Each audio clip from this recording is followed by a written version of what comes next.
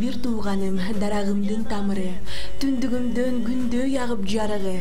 Kayda barba, kanday ömür geçirbe, sileriminin jürögümdün jarımı.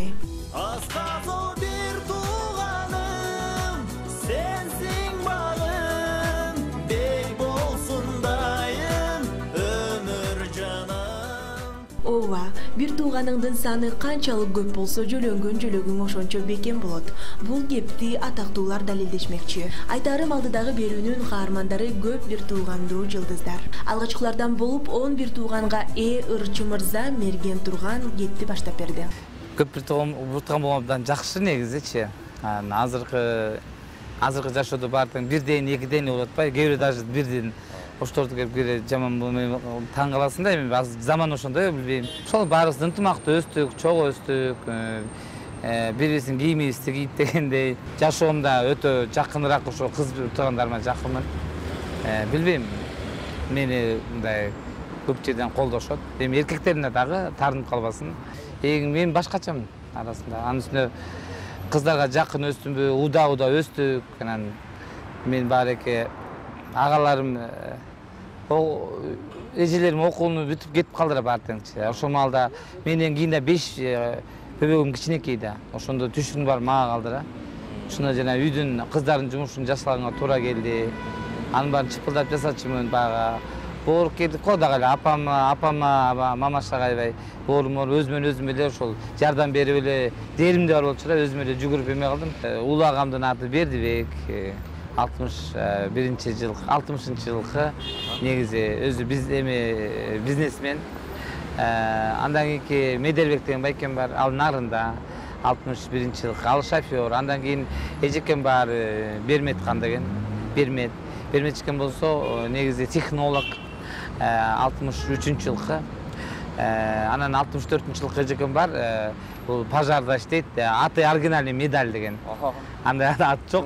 Анан Бердигүл деген эжекем бар, ал Москвада турат, бизнесмен өзү, 65-жылкы.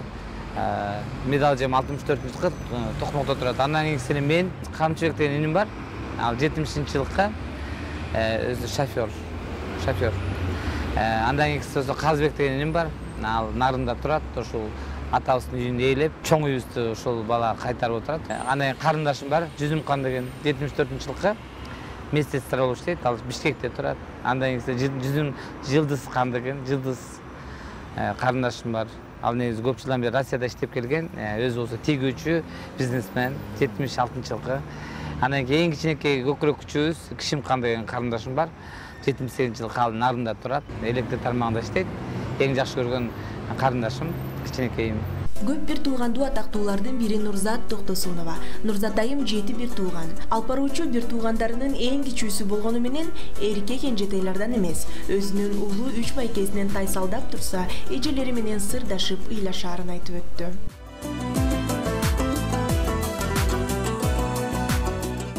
Он бир тууган Алишер Тоотаев бир туугандарым менин сыймыгым, байлыгым дейт. Үй бүлөдө 5 кыз, 5 уул. Атам өзү уулдан жалгыз болгонуна байланыштуу баягы көп бир тууган болгону жакшы, балдарым көп болсун деп ошон үчүн баягы көп балалуу болуу эңсеген экен. Эми чын-чынына келгенде ар кимиси ар жакта турат. Айылда турушат, Москвада иштеп жүрүшөт, Бишкекте турушат. Ошто дегендей. 2 жаштан ар бири. 2 жаштанбыз. Эң улуусу 63-жылы туулган. Бул Салякан деген эжем.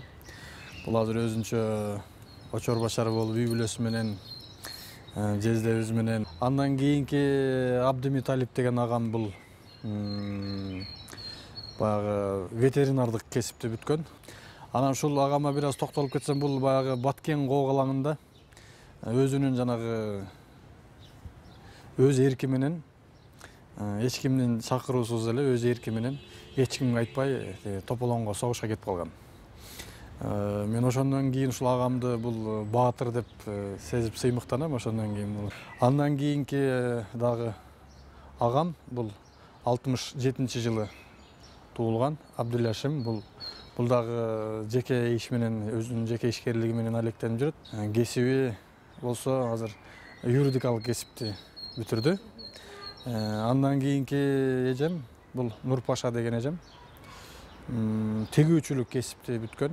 Үй бүлөсү менен Чор Башар өзүнүн турмушун өткөрүп жашап жүрөт. Андан кийинкиси 71-жылкы Талант деген агам. Өзүнүн жеке ишмердүүлүгү менен бул Россия жергесине жана башка жактарга барып иштеп келип жүрөт. Андан кийинки 71-жылкы агамдан кийин 73-жылкы эжем Рапия деген эжем. Бул дагы өзүнүн үй бүлөсү менен азыр бактылуу жашап жүрүшөт. Бул эжем дагы өзүнүн жеке ишкердүүлүгү менен алек болуп жүрөт. Андан кийинкиси Назгүл деген эжем. Бул Назгүл эжем негизинен бул баягы экономист кесиби. Мен студенттик жылдарымда менин көбүрөөк шоктук, көбүрөөк аркы берки түйшүгүм бардыгына ушул эжем көбүрөөк чыдаган. Бир туугандарым көбү мен жанымда көп болбостон, ушул эжем көбүнчө жанымда болчу. Ошон үчүн агаларымдын ордундагы басып, эжелеримдин ордундагы басып, атам апам айылда болгондуктан атам апамдын да ордун басып, мен үчүн көп ыйлап, көп түйшүк тарткан эжем ушул Назгүл эжем. Андан кийинки агам бул 77-жылкы агам. Үйдө мен эң кенжеси болгондуктан үйдөгү жанагы орозгер деп коет го, ошол баягы очокту мен түтүнүн булатып, үйдөгүлөрдүн баардыгын түйшүгүн эң кичинеси болгондуктан атабызды, үйдөгүлөрдү мен карашым керек эле, бирок ушул агам мага мүмкүнчүлүктү берип, менин ордумда калып, анан мага боштондук берип койгон агам ушул 77-жылкы Абдырасул деген агам. Андан кийин 80-жылкы эжем Майрамкан, азыр үй бүлөлүү. Бул 80-жылкы Майрам деген эжемден кийин 82-жылкы мен туулганмын. Үйдө эң кенжесимин. Ошого байланыштуу баягы мен Кудайга 1000 мертебе азыр ыраазы болом да, себеби бул көп бир тууган болгон, бул сенин түгөнгүс байлыгың экен. Мен ошондой деп сезем. Таянар тоолоруң бир тууган болот экен. Аркы берки оош кыйышта таяна турган адамдарың бул эң биринчи эле ата энеңден кийин бир туугаң болот эмеспи? Ошон үчүн бир туугандарды мен аздектеп бактап, баркына жетсем деп ойлоп тилеп жүрөм.